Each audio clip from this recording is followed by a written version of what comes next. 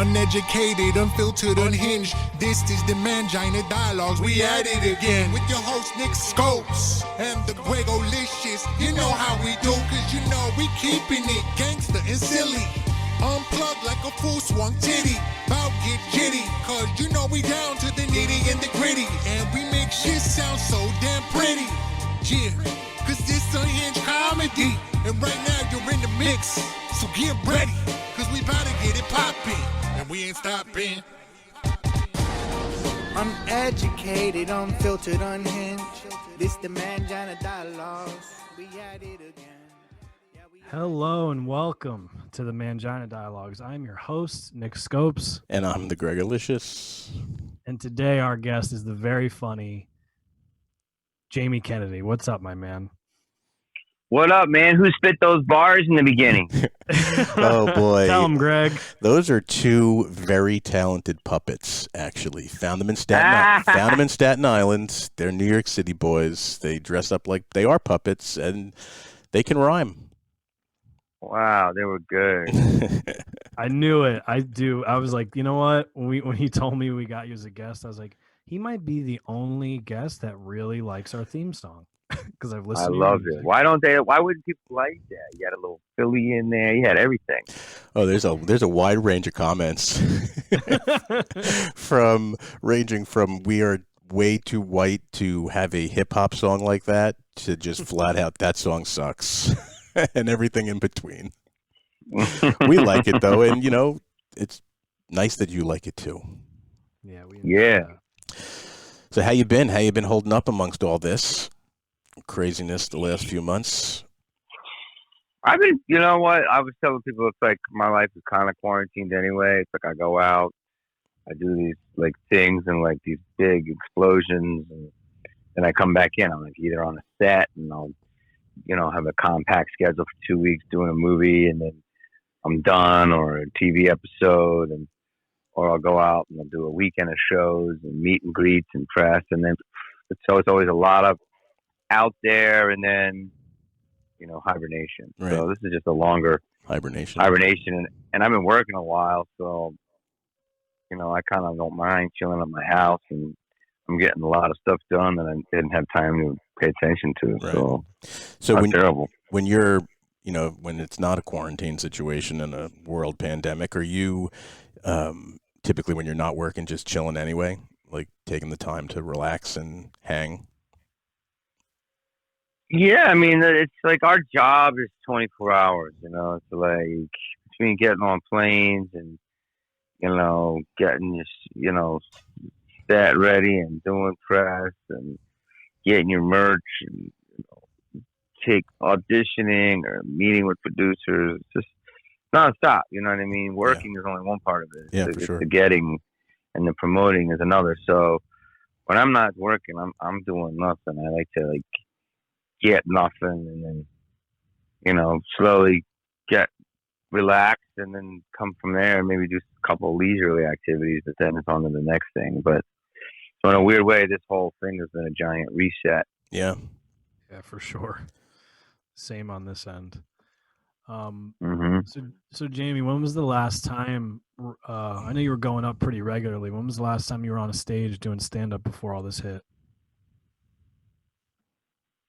15th, March 15th.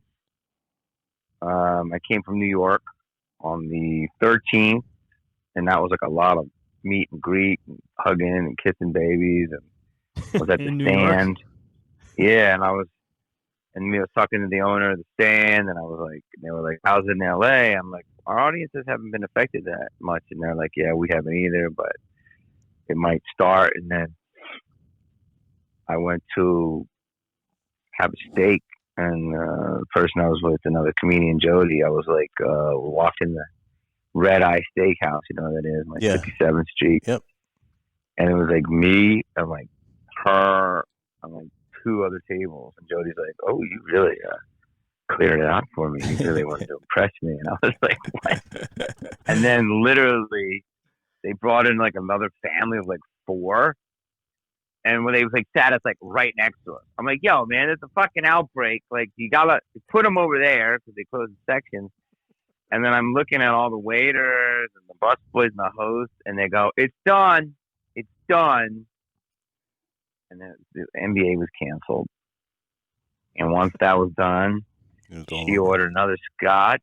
I ordered an extra cream spinach. We pigged out and called the 6 a.m. out of there. Wow. So I was like, whoa. And then I had 2 more shows in LA at the Laugh Factory. And then that was like, they were like, we're not going to close. And then they were the last club to close. And it was boom. And so that was my last set. Yeah, that was like that's Friday the 13th, which which was like, that was the day it all basically ended here in New York City. Like everything stopped on that literally that Friday. I remember we closed our office on that Thursday. Was the last day I was back actually in New York City, and it was it. It was done, and I think all the clubs closed as of that Saturday in the city. Yeah, it was. But we were literally talking, and they're like, "How's LA?" And I'm like, it's, people know we're talking about it, but it's not there yet. And she's like, "Yeah, we're still pretty capacity here." And then it was in 2 hours. Yeah. But then now it's, what is it, going on 10 weeks? This is the first time I've been around people.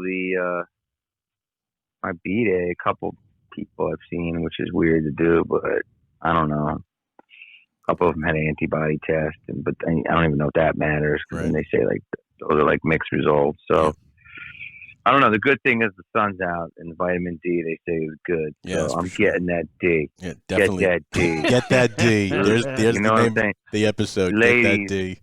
Ladies, get that D from the sun. Just the sun. So you basically you really quickly skimmed over your birthday. So happy birthday! It was a big one. Thank you. It was a big 5-0, man. The big 5-0. Wow.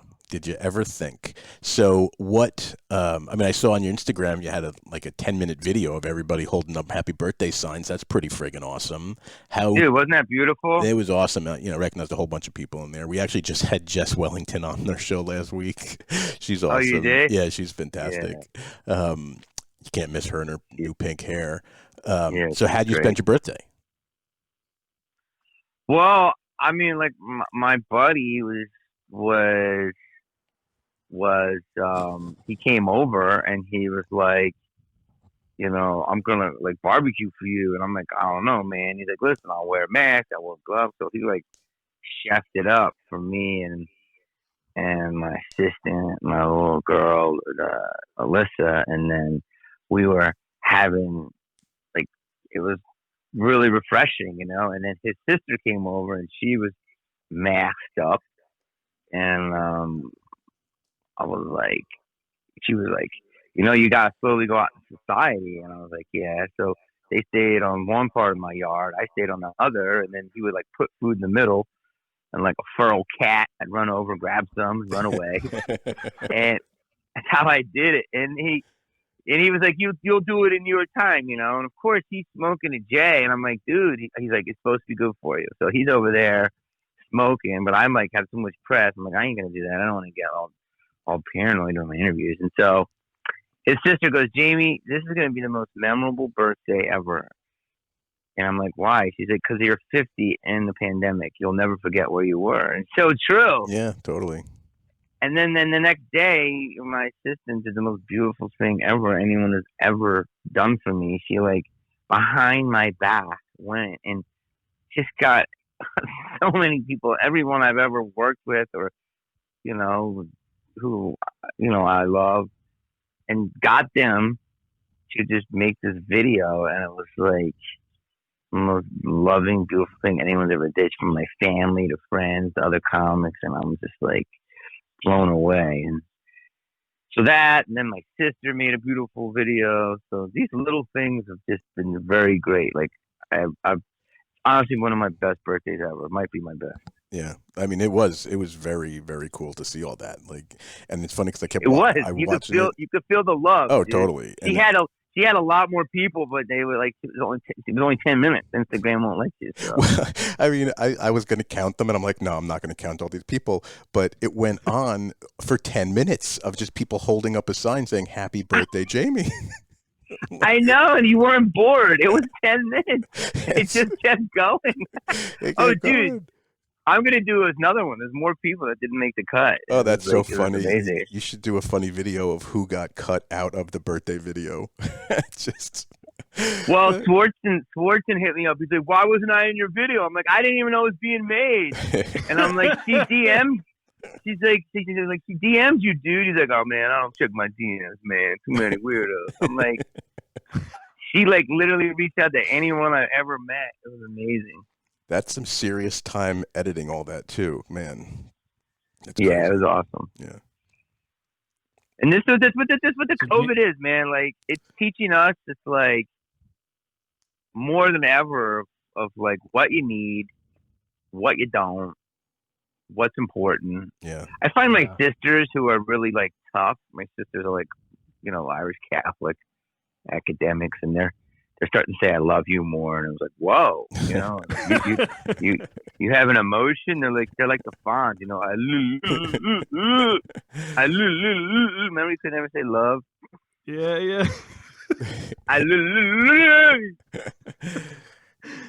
It's true though, man. This put in perspective a lot, like what's important, things we take for granted. Like, it is doing stand up and just going out to dinner, like took away that simple stuff, simple enjoyments. You know what I mean? Going to work, whatever. It is. It's like fucking this guy. I had this old Range Rover, and I'm trying to get rid of it forever. I can't fix it. Some faulty wire. Every time you check it, it's $500, and so I'm like, it's just not worth it. So I just finally got rid of it, like today, doing the press after a month. And the guy's out there, and he's like touching my assistant, and I'm like, don't touch her. Now you gotta wash your hands, wash his hands. And he's like, bro, I'm sorry, man. I'm sorry. I didn't mean to. I'm like, wash right now. I threw fucking sanitizer at him. He's like, my bad. And then I felt so bad. I'm like, I'm sorry, dude. I'm paranoid. He's like, me too. And I threw $50 at him. I'm like, here you go, man. I'm like, well, wash that. He's like, my bad. Did you sanitize the money? Did you sanitize the cash? No, I said you sanitize the shit. He's like, is that cool? Thanks, Holmes.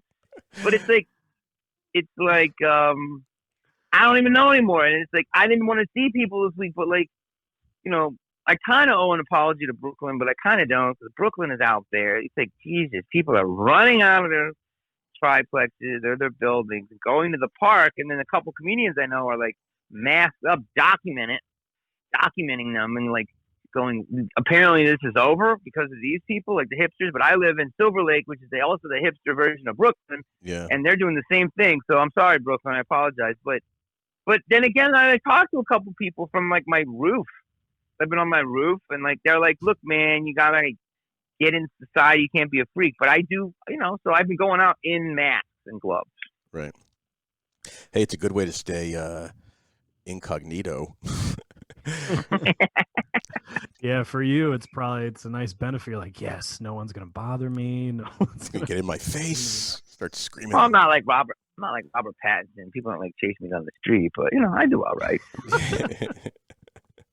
What's the one thing that guys when people do recognize you on the street that they shout out at you?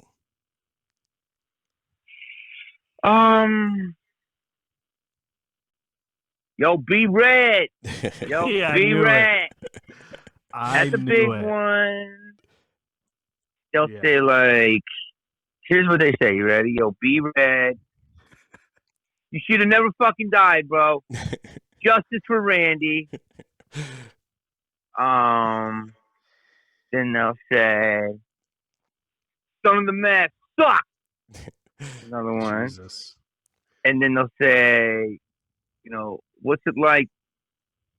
What's it like to work on Tremors? Are the graboids real? Right? Or are they CGI? And then they'll say, "Or Jennifer Love Hewitt's real." Those are my 4 talking points of my career. Wait a minute. You left out the rules of surviving a horror movie. Never I get that one too. But I gave you a Scream one. Yeah. They also say, "Can I get some kizzy for my nizzy?" Which is my boiler room line. Right. And so there's usually a line of projects, but those projects I mentioned are the top ones that they'll throw at me. And That's pretty But awesome. then you get to, yeah, it's great. Speaking of your projects, like I'm obviously very familiar with your career and what you've done. I was listening yesterday to you on Theo Vaughn's podcast and then Bobby Lee's podcast, and you brought up, I forget on which one, this documentary called Heckler, Yeah. which I had never heard about until yesterday. Damn, So, you never heard of it? Oh. no, I watched it. It was fucking great. It was very funny because it's two of my favorite things. There's stand-up comedy, right? And you're interviewing all these big comics talking about hecklers, but also you get into the psychology and you sit down with these hecklers. You bring them in after they've heckled you at a show, and you're like, "Hey, man, why'd you do that?" Like very politely, and I just enjoyed it so much because these people are like I will never understand the psyche of someone that goes to a show and yells out shit at someone. I will never get that. Even if I wasn't a stand up, I still don't get it. I just don't get it. So I just want to say Well, the good news is awesome. the good news is what I was feeling and what other comedians were feeling now. What we are supposed to be at, like, patient zero of heckling, right? Like you associate heckling with comedy first. Yeah. And what happens with that is that, you know, that was a little premature. And now the good news is everybody understands the through line of that documentary. You know, that was 14 years ago I started making that. And basically, you know, I understand a lot. There's some really great points in there about what it is. But, you know, I think Dice said it so good. Dice was like, look, you used to be, you know, a guy would just say something to you in the front row. You make them joke, make them shut them up and move on. Now, like, they want to fight you.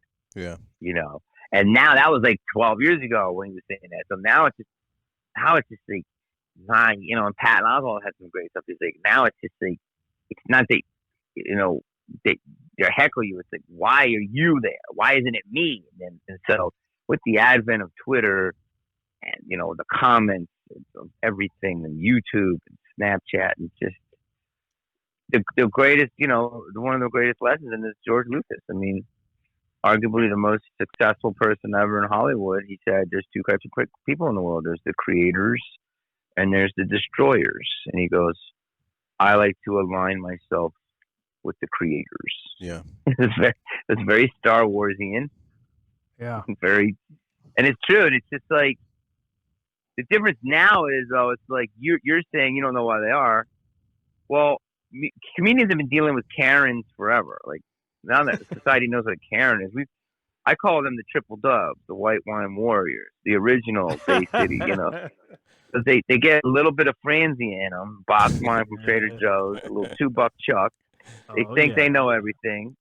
And you know who my husband is, and blah, blah. And they've been getting literally tossed out of shows for at least a decade. And they're the most entitled group. And then, you know, now the world is seeing them. But the weird thing now is all the stuff in Heckler makes sense to me. I didn't get it because it was all about reviewing your stuff, but reviews stopped being reviews, and now it's just like a personal attack.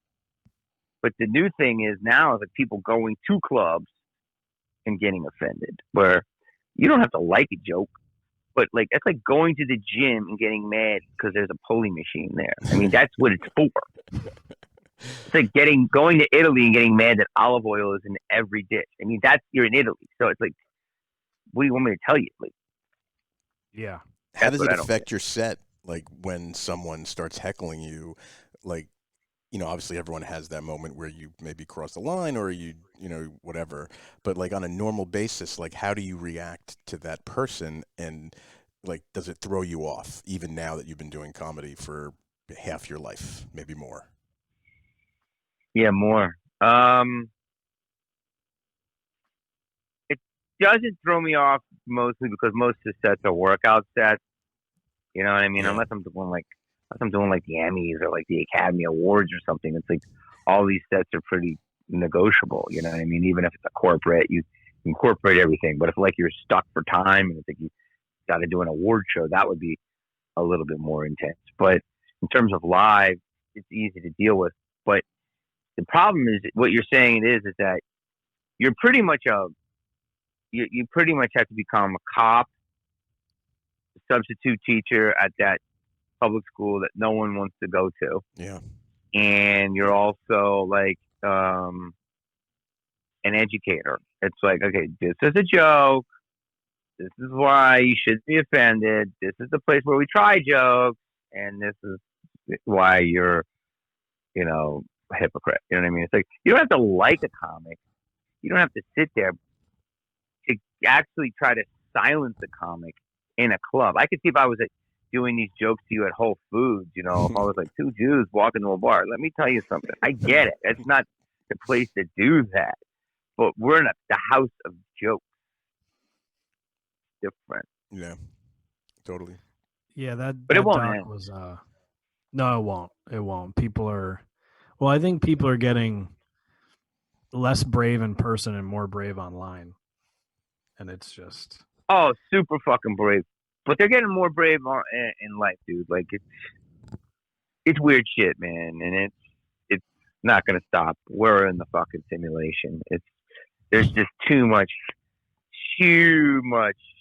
stuff. People are like, like I did a comedy show before all this, and this lady went deep on a rant on me about why I couldn't do certain jokes, and then confronted me after the show, then went online and like tried to besmirch my character. And it was like there was a movement happening from me doing a joke from a place that she paid money to see people do jokes. And I had to give her confidence. She came up to me in the club, came up to me in the street, came up to me online. So she was consistent, and I respect it. wow. That's crazy. There's one point actually in this doc where like people are throwing food at you. Like it's a quick clip. That's real? Yeah. That actually like they got mad enough where people started throwing food at you. What was that, in Dallas? I don't know where. It's like a brief clip, and it was to the point where I was like, people were like fucking around. Somebody threw a salt and pepper shaker. That was crazy because that could have hit me. That's fucked up. Okay. That's fucked up. Those Dallas people, fuckers. The worst I ever had though was I had a guy run up on stage, and every time he got attacked, he would get attacked by the security guards. So I would say shit to him to try to piss him off, to trigger him, and he would run. He wanted to beat the shit out of me, and I wouldn't end the show until he came up and hugged me. But I had the guards between us, and so we hugged each other through the guards. It was pretty funny. That's pretty awesome. That's very old school. Jesus Christ. Like hug it out. So he wanted to beat the shit out of me. Yeah, well, it's it's a rough hug. I don't get people. So a couple new things you have dropping. You just dropped a new special called Stupid Smart. Yeah, dropped that. That's on this great streaming service called Tubi. It's my latest special.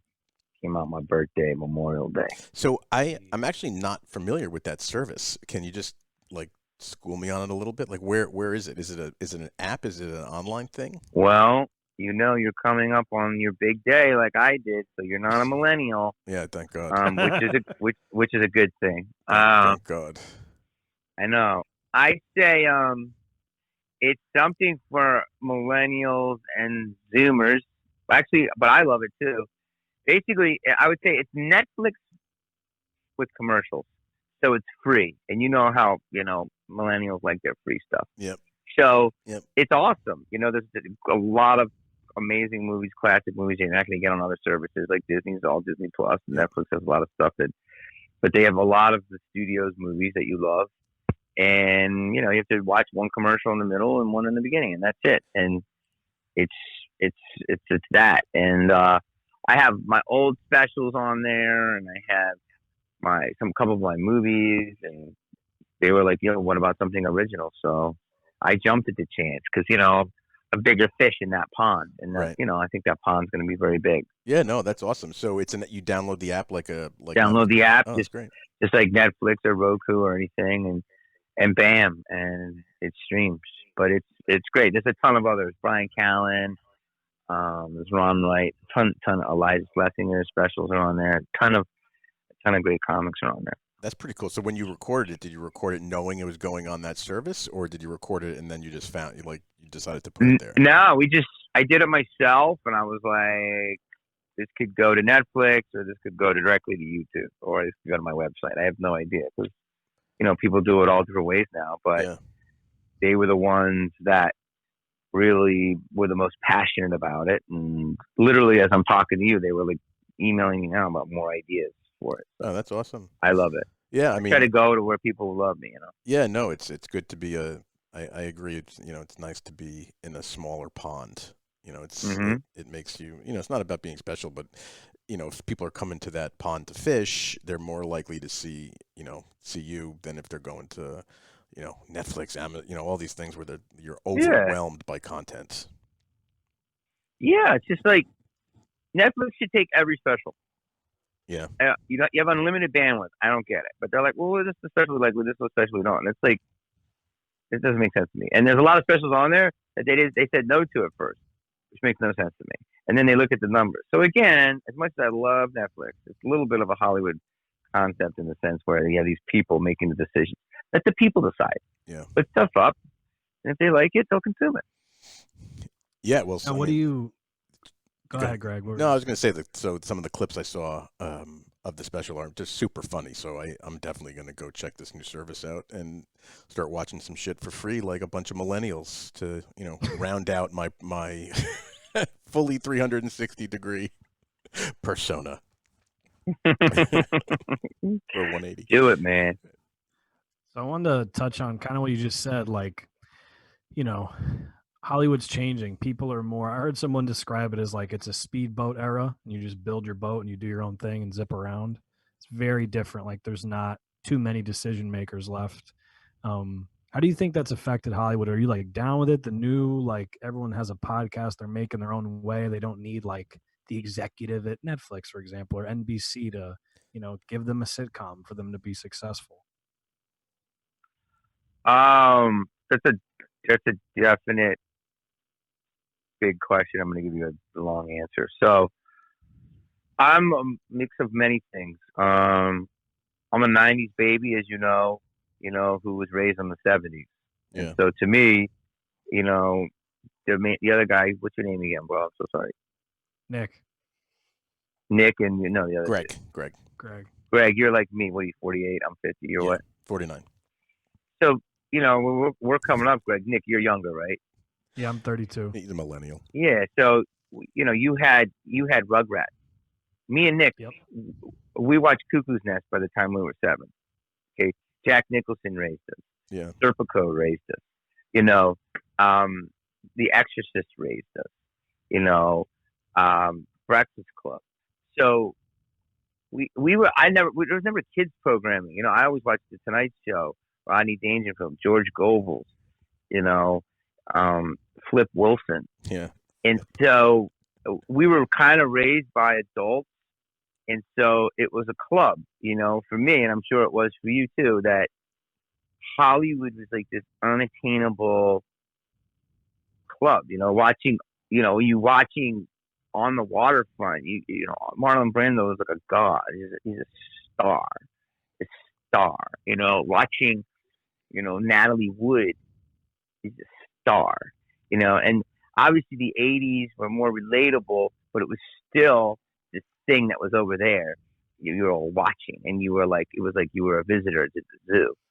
And then they say the 90s is like, that's why I wanted to be in it a bit. The 90s, they say, might have been the last bastion of that, of kind of unaccessibility, and I'm very fortunate that I became famous then because the projects I'm involved in, but also because it was like that. It was like I would do something and people would consume it, and then if they saw me somewhere, they're like, oh my God, that's a thing that you only see there. And after the 90s, things that you only see there became things that that were there because the new there changed with the YouTubes and the social medias and the Instagram. So I hate the hoops sometimes that I jump through and have had to jump through and will have to jump through. But I love the fact that it is a hard exclusive thing, and then when you're picked, you feel like you do share that same type of air. You get to breathe that air that is very rare. And I think it's completely different now, where because anyone can join, there's no barrier to entry. But I think Cream will rise, and there'll be all different forms of it. But there is all different forms of it, and so I welcome it. And I think someone that's on reality TV can be more influential than most movie stars. But it doesn't mean I don't still revere movie stars, but it's a different thing. Or someone, Guy Fieri can be a way bigger celebrity and have more impact, than just an actor winning an Emmy. You know what I mean? And that's okay. But I'm from the old school of I do love that it was like, yo, you had to have this talent, but everyone has different talents. You know what I mean? So I'm okay with it, but it's also like know where you're at. If you're just YouTubing every day and doing like eating bleach and you get 2 million views, that's okay. But just know that might not get you an Emmy. Right. Yeah. I mean, I totally agree. I mean, it is, we are from the same era. Yeah. And I just remember, I very distinctively remember like growing up, and I spent a lot of time in Southern California as a kid. And every time you would see someone famous, it was like, holy shit, that's so-and-so from whatever. I saw them in Private Benjamin, something silly. Yes. And God, like I would see, I saw Jimmy Stewart driving a Rolls Royce down Rodeo Drive in Beverly Hills. And I'm like, holy shit, that's Jimmy Stewart. Dude, but that's exactly how it should be. Yeah. Jimmy Stewart should be in a Rolls Royce, in Beverly Hills. That's the most perfect thing you ever said about what it is. It's encapsulated. Beverly Hills, movie star, Rolls Royce. One time I was at Warner Brothers and I had a meeting and I saw Sly pull out in a Rolls Royce, smoking a big cigar. And I'm like, perfect. Fits everything I need to know about Sly. And I'm on the fucking set editing my own movie, and I'm still there, the guy who's delivering pizzas in my brain going, there's Sly. Like, I just came out of, like, the bungalow next to him, and that's the way it should be. You know what I'm saying? No, but, like, it's crazy. And that's the way it should be. But like, it's a different cloth now, and that's okay, but that's what you have to understand. It changes because, Marlon Brando talks about it, like, when, from movies, when talkies were considered bastardish to the movies, and then TV was a bastard style of talkie movies, and then theater was like the high end thing, and then if you were doing a movie, you were like a sellout, and then TV a sellout to the movie. So everyone has their own, and then to do like HBO was like premium cable, then like non-premium cable was like the lesser. So it's always been like the stepbrother, and then they each blow up in their own realm. So YouTube can now be HBO. It doesn't. So it's always been happening, but now I just feel like in the last 5 years, it's just become a super steroid rate quickness. Yeah, 100%. If that makes sense. Yeah, totally. Yeah, there's a I think she's like a 16-year-old girl here in Connecticut that has 58 million followers on TikTok. 50 million. And like, dude, I've seen the and 49 of them are old creepy dudes. Oh, 100%. Oh, for sure. But 58 million 58 followers. million. 58.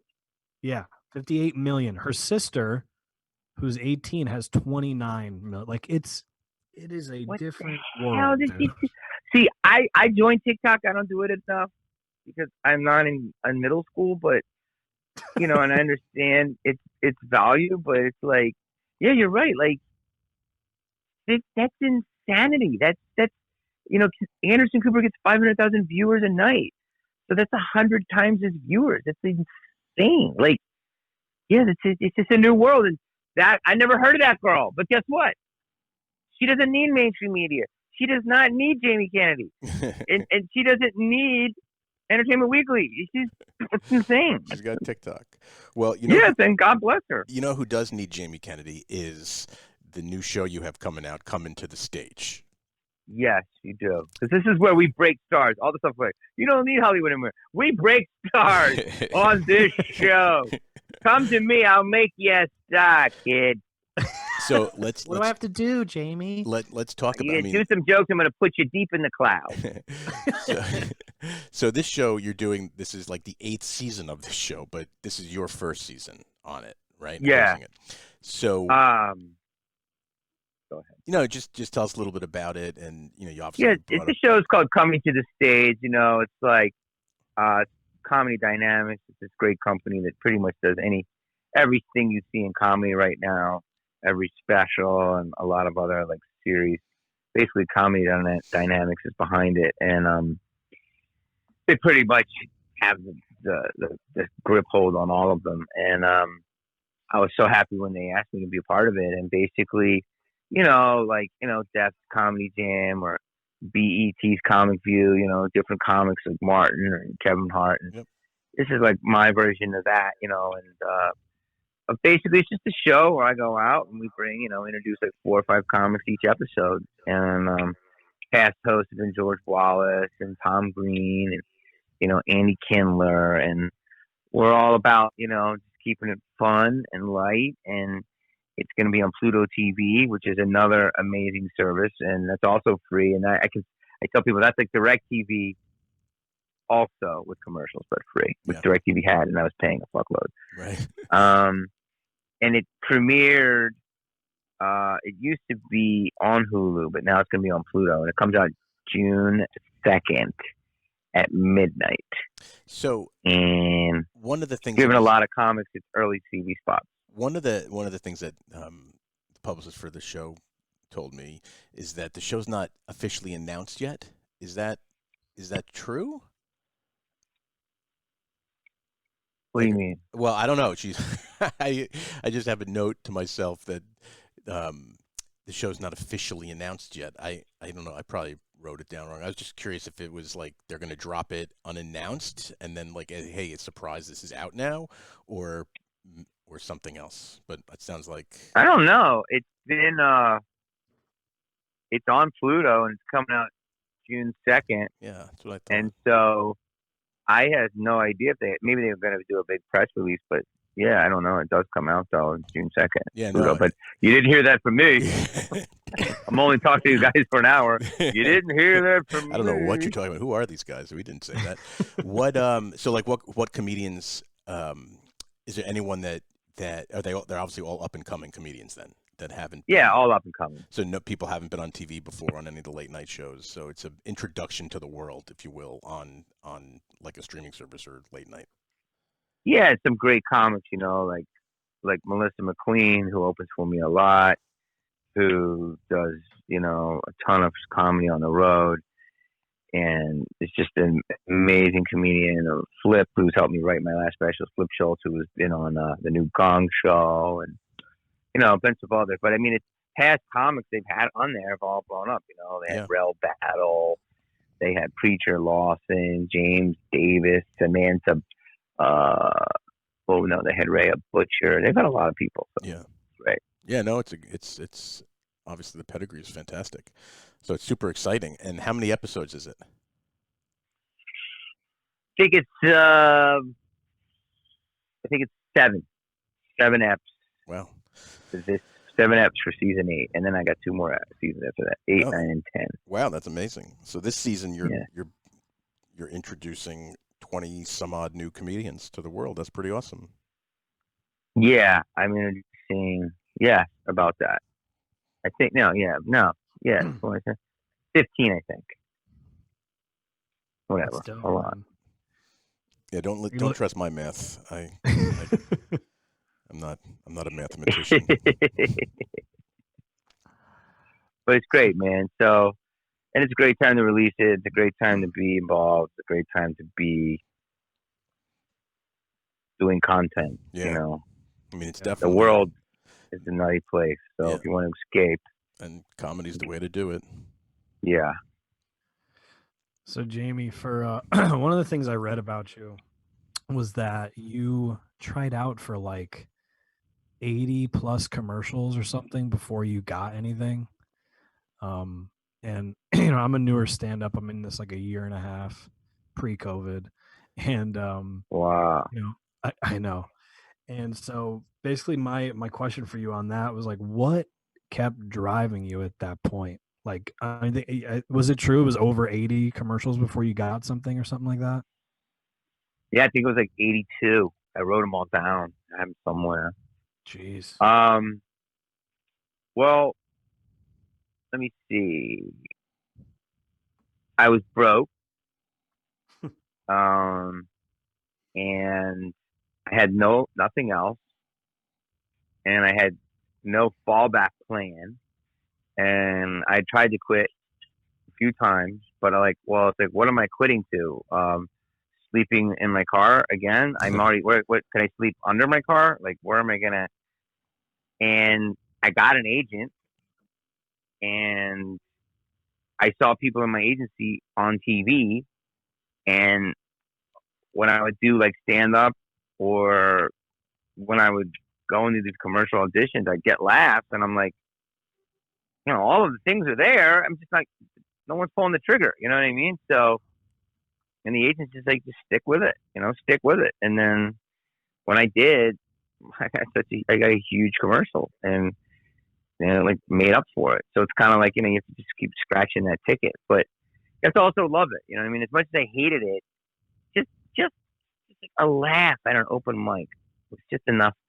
I was delusional enough to go, okay, maybe I have something. And then getting in a door and knowing that casting actor's name and they did something, and just being next to somebody that that knew somebody that was on TV was enough. You know what I mean? So that's what I would tell you. I mean, that's how it was in the early 90s. Or someone on TV possibly saying, hey, that was funny. I knew I was in the right wheelhouse. I had nothing else. Right. But a back seat. What was the first commercial you got? What was the big commercial? The first commercial was Van sneakers, which really did a lot for me. It gave me about $8,000 for like 2 days worth of work, which was a ton of money, meaning that I only made about $10,000 a year before delivering pizzas. But that got me on TV every day. I was on MTV every day all summer for like summer of '94, I think. And then that was through a comic, and like I auditioned for an ad agency as a tester to show the idea of the commercial. It was the concept. And then when they saw it, they said, well, what about that guy? And they're like, well, he's just a concept actor. And they go, but he was good. And so I was crazy that through that's why you say yes to everything. And then I met with them and they hired me. So that was incredible. But that was the beginning. But then I think the 81 came after that, and I didn't get anything. And I was like, had nothing again. And then I got a huge commercial for Blockbuster. And it was like a year and a half campaign, and I made over $100,000. Wow. Which was like insane. And Jim Gaffigan was in it too. And Bobby, I thought that was a lot. And Bobby Lee, he had the same thing. He talked about his podcast, and his first one was like 300,000. Holy moly! Yeah, for IBM or some shit. Yeah, it was like crazy. You get those, like you go and you want to become a spokesperson or whatever, and it was like, and like I went to London, I went to France, I went to Prague, I went to all these places to do these promotions. It was for Europe. And then Bobby was like, yeah, I went to Tokyo. He was like the hit. His was like Matsuhito, like Mitsubishi or something crazy. So, but it was the same type of thing where you're broke, but commercial can hit, man, when it does. I don't know how it is today unless it's a super endorsement, but back in the day, just getting a commercial is a lot of money. Yeah. Shit. I'm gonna start trying out for commercials. Yeah, I still like that. I need to get a better agent. So listen, man. It's you, so I'm fucked. But. So your birthday, 50th birthday, drop a special on that day. You have a pretty awesome new show coming out next week, 2 seasons after that. What else is there? What are you doing? Is there anything? Or are you taking a... Besides wiping and sanitizing? Besides sanitizing and hopefully cleaning those masks. And throwing $50 at the tow truck driver. Right. Right. I got it. I did a movie called Crabs in a Bucket. And it was with Taryn Manning, Jeremy Piven, Bruce Dern, and it's a great indie, Kathy Moriarty, and that was going to go to the New York Film Festival, Guess where that's at? Mm-hmm. That'll go to the New York Virtual Film Festival, or no, the Tribeca, I think it is. Right.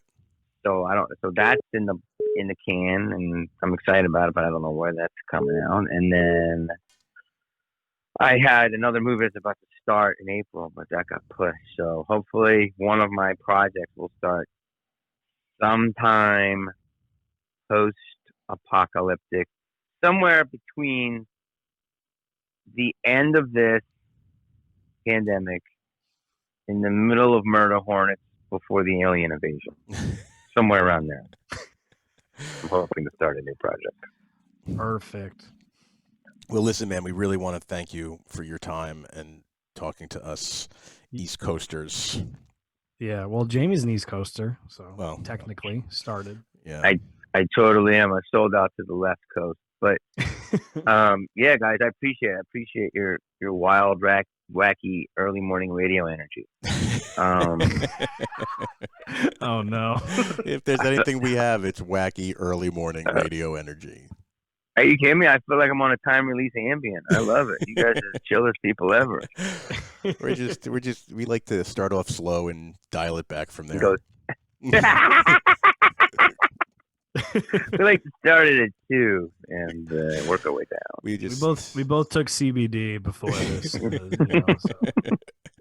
Laced with heroin. Yeah. But hey, Yes. supposed to fight the COVID. It's laced with lasagna. Yeah, it kills COVID. With a turkey chaser. Speaking of that, is it time for carbs? It is for time. my next interview? Carb up, man. Carb up. It's so funny.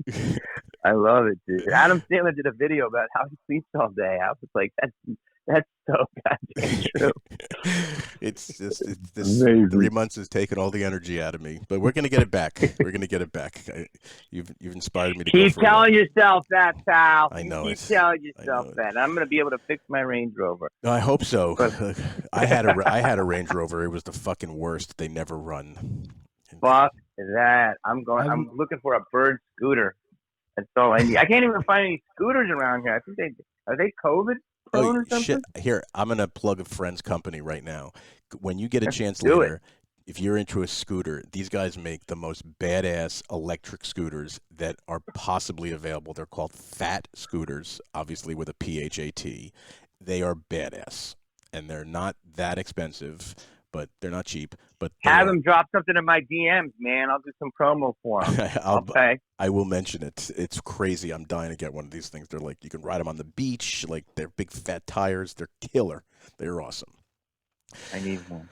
All right, man. Thank you so much for your time. Hopefully we can do this Jamie. again at some other point. And next time you're touring through our area, which is hopefully going to happen at some point, maybe later this year or next year, we'll make sure to catch up with you. Love it, man.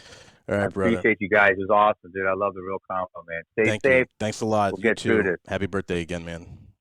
Thanks, guys. Take care. Bye, Jamie. Bye-bye.